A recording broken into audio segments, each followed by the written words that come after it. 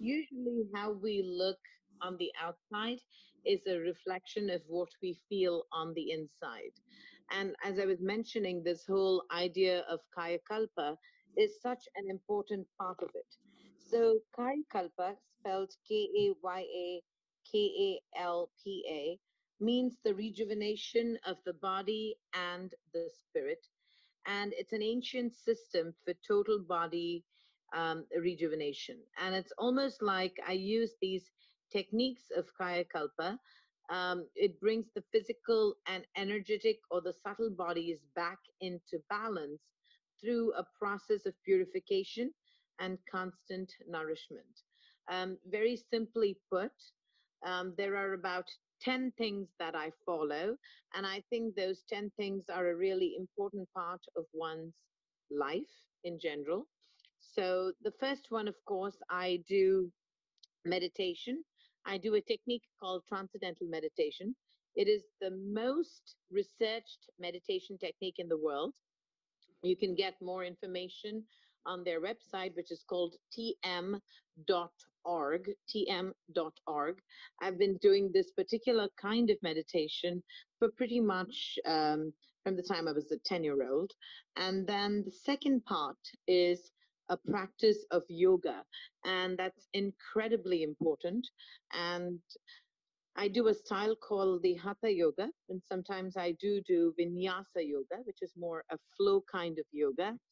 Highly recommended. And as part of my yoga practice, I do a technique called pranayama, which is good for breathing exercises. Since, of course, we are all built on having oxygen for our cellular regeneration, this particular process is exceedingly helpful.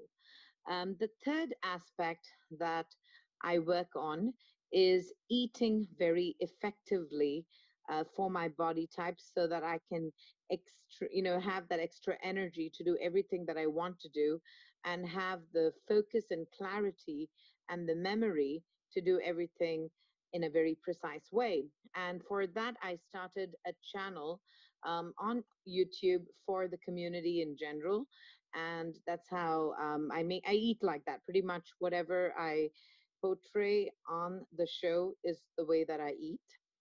That's number three. Number four is I don't take anything personally. See, everybody in this world is entitled to an opinion. People can say a lot of things about you. In fact, it is one of the most important things in life. It's when you take everything in your life personally, you are really spending the energy that is meant for being creative and doing wonderful things in life. You're actually ending up using that energy to ward off people like the way we ward off flies from a fruit. There is no requirement to do that. So I do not take things personally. Number five, I have a spiritual practice which comprises of a gratitude journal and prayer.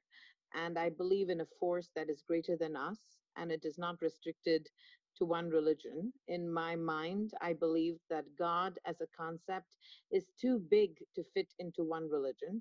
So I believe in the concept of inclusivity, and I believe that we have to take in everything that is present in the world with a lot of love and charm, and that makes a really big difference. Number six, I focus on the importance of being fearless because I think that when you are fearful in life, you automatically lose the sense of spirit and adventure. And when you're fearless, you invite this beautiful sense of adventure in life. And I think that contributes greatly to how we age. We all age. The idea is not to become completely anti age or something, it's about remaining ageless and de aging, or in other words, aging on your terms as opposed to how normally a person would age. Number seven, I have a lot of fabulous friendships and relationships and people in my life that nurture my happiness and my relationship with life. And, life has to be a celebration, and people are a huge component of it. I don't like to be surrounded by anybody that does not vibe on the same level or frequency.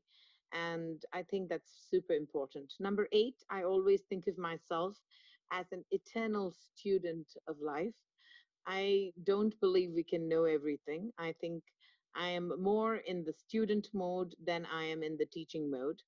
I believe that you can learn from anybody and everything that happens in life. Number 9, I love to travel. There is nothing like that in this whole world because you can imagine how COVID is doing a number, right? I mean, I've already made plans of what I plan to be doing, and I know that I would want to do that responsibly. So I think travel really contributes to it. Number 10 is hydration. I believe in drinking a lot of water, but not drinking a lot of water at once because that could be too much for your kidneys. But I constantly stay hydrated. And I, of course, do my supplements on time. And about life, right? What really keeps you youthful is discipline. I think when you live a very disciplined life, there is no way in which you are going to age fast. So those are my 10 points, Taka. Future Design Podcast.